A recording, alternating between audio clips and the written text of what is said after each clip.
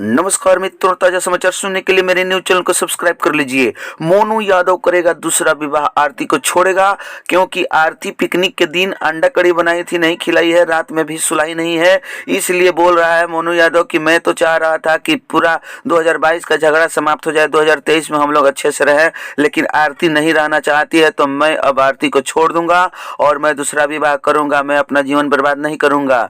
एक तो इसका जीवन बर्बाद हो गया, तो मैं चाह रहा था कि इसको खुशियां दे दूं, लेकिन ये अब खुशी देने लायक नहीं है, ये गम के लायक ही है और मुझसे विवाह करके मुझसे दूर दूर रहना चाहती है। एक तो छोटू को ये खत्म करा दी, लेकिन इसके बाद मैं भी इसके साथ रहना चाहता था तो मुझे भी अलग हटा रही है, इसलिए मैं अब दूसरा विवाह करूंगा। और मोनू यादव ने अपने पिताजी से बार बार बोल दिया है साफ सुथरा कि मैं अब इसको नहीं रखूंगा और इसके साथ नहीं रहूंगा।